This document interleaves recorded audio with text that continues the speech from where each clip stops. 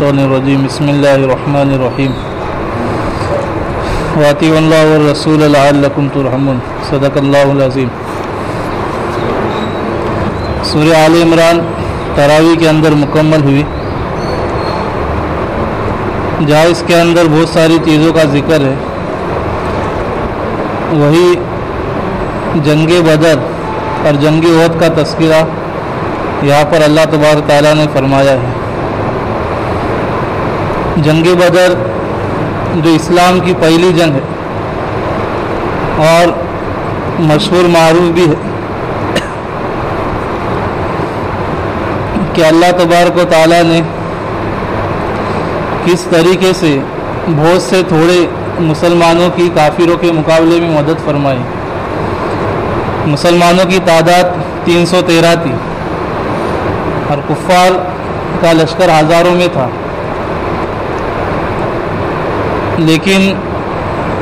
وہ ایمان کے پکے اور سچے مسلمان تھے، نہ ہتھیار تھا، نہ سامان تھا، نہ دولت تھی، لیکن اللہ رب العزت نے مدد فرمائی اور ایسی مدد فرمائی کہ اللہ رب العزت نے مدد کے لیے فرشتوں کو اتارا۔ تو 313 ہونے کے باوجود بھی اللہ رب العزت نے مدد فرمائی اور مسلمانوں کو فتح نصیب ہوئی، اور وہ فتح اس وجہ سے ہوئی کہ سب کے سب اللہ رب العزت کا حکم ماننے والے تھے، فرما بردار تھے اور گناہوں سے بچنے والے تھے۔ پھر اسی کے آگے جنگ احد کا تذکرہ ہے۔ دونوں جنگ میں بہت فرق ہے۔ جنگ بدر کے اندر مسلمان تعداد میں کم تھے، اس کے باوجود اللہ رب العزت نے مدد کی اور مسلمانوں کو جیت حاصل ہوئی۔ اسی جنگ بدر کا بدلہ لینے کے لیے مشرکین نے مدینہ پر چڑھائی کا ارادہ کیا اور احد کے میدان میں لڑائی ہوئی، اور اس جنگ احد میں مسلمانوں کی تعداد جنگ بدر کے مقابلے میں بہت زیادہ تھی، اور مسلمانوں کے پاس تھوڑا بہت سامان بھی تھا، لیکن شروع میں مسلمانوں کو جیت اور فتح حاصل ہوئی، لیکن نبی پاک صلی اللہ علیہ وسلم کا ایک حکم نہ ماننے کی وجہ سے مسلمانوں کو جیتتے جیتتے بھی شکست ہوئی۔ نبی پاک صلی اللہ علیہ وسلم نے کچھ صحابہ کو ایک جگہ پر مقرر کیا تھا کہ جب تک پوری جنگ ختم نہ ہو جائے تم جو یہاں سے ہٹنا نہیں، لیکن ان لوگوں نے سوچا کہ اب جو مسلمانوں کو جیت مل رہی ہے تو ہم بھی جو ہے بھاگتے ہوئے کافروں کو پکڑ کے مال غنیمت حاصل کریں گے، تو کچھ لوگ وہاں سے ہٹے، اور نبی پاک صلی اللہ علیہ وسلم کا ایک حکم جو وہاں پر ٹوٹا، جس کی وجہ سے اللہ رب العزت نے جیت کو شکست میں بدلا۔ یعنی تعداد میں بھی زیادہ تھے، ہتھیار میں بھی زیادہ تھے، لیکن نبی پاک صلی اللہ علیہ وسلم کا ایک حکم ٹوٹا تھا، جس کی وجہ سے اللہ رب العزت نے جیت کو جو ہے شکست میں بدلا اور مسلمانوں کو ہار نصیب ہوئی۔ تو دونوں واقعات کے اندر، دونوں جنگ کے اندر مسلمانوں کے لیے تعلیم یہ ہے کہ اگر اللہ رب العزت کی مدد ساتھ میں ہے تو چاہے کمزور بھی ہے مسلمان تو مسلمانوں کی جیت یقینی ہے، اور اگر مسلمان نافرمان ہے، گنہگار ہے، اور اللہ رب العزت کی مدد ساتھ میں نہیں ہے تو چاہے تعداد میں کتنے بھی ہو، مسلمان جو ہمیشہ شکست کھاتا رہے گا۔ ان دونوں جنگوں کے اندر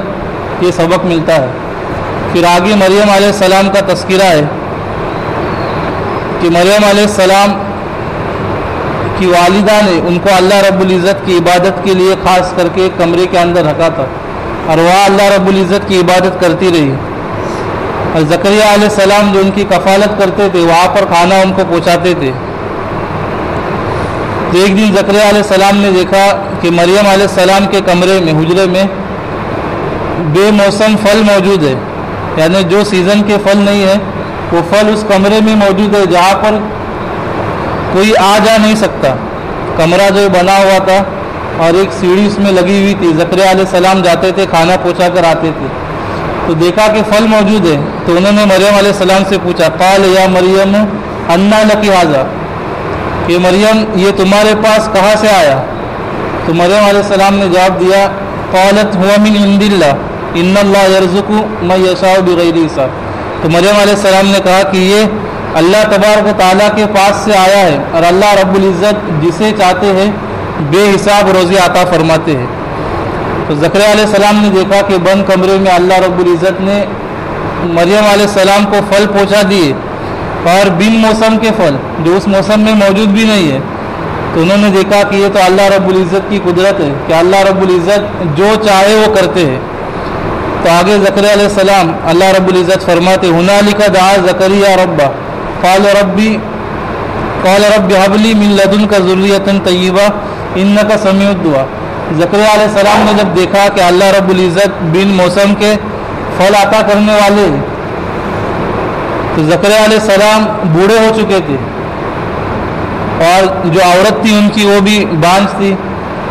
تو لیکن زکریا علیہ السلام نے سوچا کہ اللہ رب العزت جو بن موسم کے پھل دینے والے ہیں، اگر میں اس سے مانگوں گا تو اس کی شان سے بعید نہیں کہ جو میں مانگوں وہ مجھے عطا کرے۔ یہ تو میرے لیے مشکل ہے،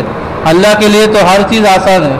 تو زکریا علیہ السلام نے باوجود بوڑھے ہونے کے اللہ رب العزت سے دعا کی کہ اللہ میں آپ سے ایک اولاد چاہتا ہوں۔ تو اللہ رب العزت نے زکریا علیہ السلام کو بشارت دی کہ تمہیں ایک لڑکا ہوگا، اور اس کا نام بھی اللہ رب العزت نے یحییٰ بتا دیا۔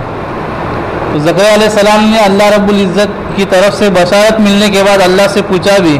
قال رب انا یکون لی غلام وقد بلغنی الکبر، کہ اللہ مجھے لڑکا کس طریقے سے ہوگا جبکہ میں بوڑھا ہو چکا ہوں۔ تو اللہ رب العزت نے فرمایا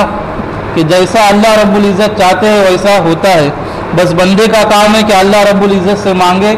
یہ بندے کا کام ہے، اور دینا یہ اللہ رب العزت کا کام ہے۔ ہر بڑی سے بڑی چیز اللہ رب العزت کی قبضے قدرت میں، اللہ رب العزت کے خزانے میں موجود ہے۔ تو اللہ رب العزت نے بڑھاپے میں ہوتے ہوئے بھی زکریا علیہ السلام کو اولاد کی نعمت سے نوازا۔ پھر آگے وہی مریم علیہ السلام کا تذکرہ ہے کہ اللہ رب العزت نے بغیر باپ کے عیسیٰ علیہ السلام کو پیدا کیا۔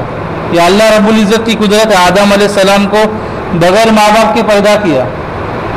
اور عیسیٰ علیہ السلام کو بغیر باپ کے پیدا کیا۔ دنیا میں آنے کے جو نقشے ہیں کہ ماں باپ ہوتے ہیں ہر کسی کے، اور ان کے میل ملاپ سے اولاد پیدا ہوتی ہے، یہ اللہ رب العزت نے قانون اور ضابطہ بنایا۔ لیکن اللہ رب العزت اس قانون اور ضابطے کے محتاج نہیں ہے، اللہ رب العزت کی قدرت ہے۔ اللہ رب العزت نے بتا دیا کہ اولاد دینے والا بھی میں ہی ہوں اور اولاد کو نہ دینے والا بھی میں ہی ہوں، لڑکے دینے والا بھی میں ہی ہوں، لڑکیاں دینے والا بھی میں ہی ہوں، اور اگر میں کسی کو باندھ رکھوں تو وہ بھی میری قدرت ہے، اور میری قدرت ہے کہ میں کسی کو بغیر ماں باپ کے پیدا کروں، اور میری قدرت ہے کہ میں کسی کو بغیر باپ کے پیدا کروں۔ تو عیسیٰ علیہ السلام کو اللہ رب العزت نے بغیر باپ کے پیدا کیا۔ قوم نے مریم علیہ السلام پہ الزام لگایا کہ بغیر باپ کے بیٹا کہاں سے آیا، ضرور تو نے بدکاری کی ہے، یعنی تیرے جو ماں باپ تھے، تیرا بھائی تھا، وہ تو ایسے نہیں تھے، تو نے یہ غلط کام کر کے یہ کتنا بڑا نقصان اور اپنی بدنامی کر لی۔ تو مریم علیہ السلام جو بہت